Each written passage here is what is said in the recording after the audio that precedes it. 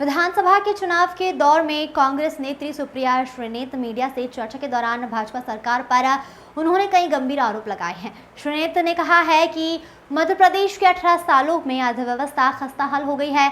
40 लाख युवा बेरोजगार हैं, महंगाई से बुरा हाल है और कर्ज भी बढ़ गया है। यह कहना है कांग्रेस की राष्ट्रीय प्रवक्ता सुप्रिया श्रीनेत का।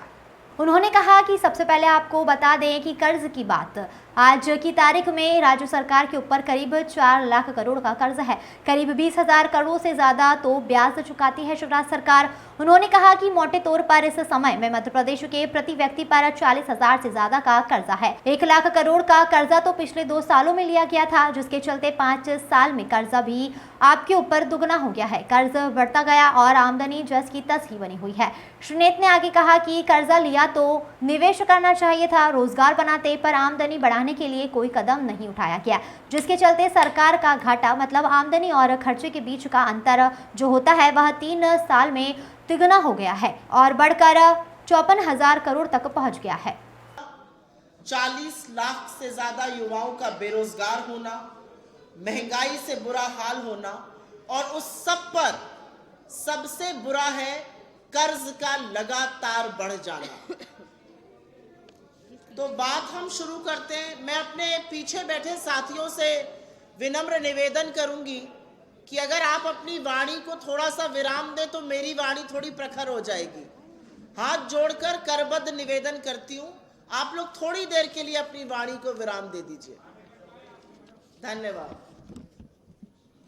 सबसे पहले कर्जे की बात करते हैं और थोड़ा सा उल्लेख रागिनी जी ने किया उसका। आज मध्य प्रदेश में 4 लाख करोड़ से ज्यादा का कर्ज है और 20,000 करोड़ रुपए तो राज्य सरकार इस पर ब्याज दे रही है।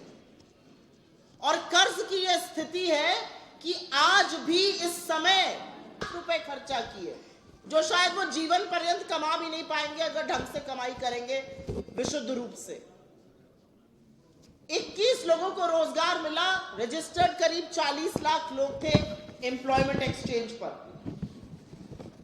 नौकरी ना मिलने का क्या कारण है? सबसे बड़ा कारण है कि सरकार के पद रिक्त पड़े हुए हैं, उनकी भर्ती नहीं की जा रही है। भर्ती क्यों नहीं की जा रही है, इसका जवाब शिवराज सिंह के 18 साल ही दे सकते हैं। हमारी समझ से बाहर है कि जब बेरोजगारी मुंह खड़ी है तो पदों को रिक्त क्यों रखा जा रहा है।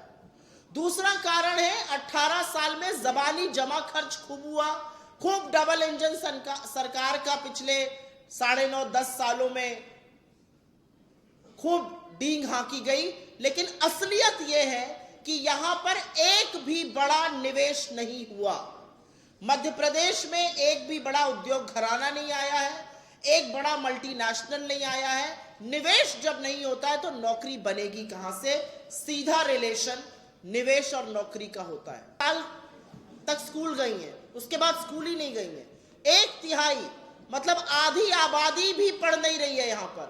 और इसीलिए जो कांग्रेस ने वादा किया है कि हम निःशुल्क शिक्षा की बात कर रहे हैं और हम ये कह रहे हैं कि 1 से 8वीं तक हम बच्चों को 500 रुपए प्रति माह देंगे, 9वीं और 10वीं के बच्चों को 1,000 रुपए प्रति माह देंगे और 11वीं और 12वीं के बच्चों को 1,500 रुपए प्रति माह देंगे। उसका कारण ये है कि आप इंसेंटिवाइज करिए, आप उनको किसी ना किसी तरह से कक्षा में रोके रहिए, उनको पढ़ने लिखने का अवसर दीजिए। क्योंकि शिक्षा के तौर पर मध्य प्रदेश भारत में एवरेज औसतन नीति आयोग के इंडेक्स में भी नीचे है।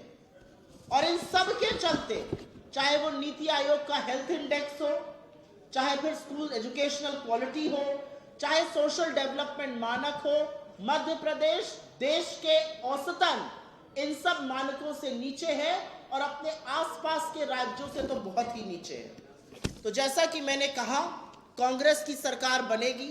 हमने किसानों से वादा किया है गेहूं और धान के ज्यादा कीमतों पर खरीद का। हमने युवाओं से वादा किया है कि एक कैलेंडर के तहत हम जॉब्स कैलेंडर बनाएंगे, जो रिक्त पद है वो भरे जाएंगे।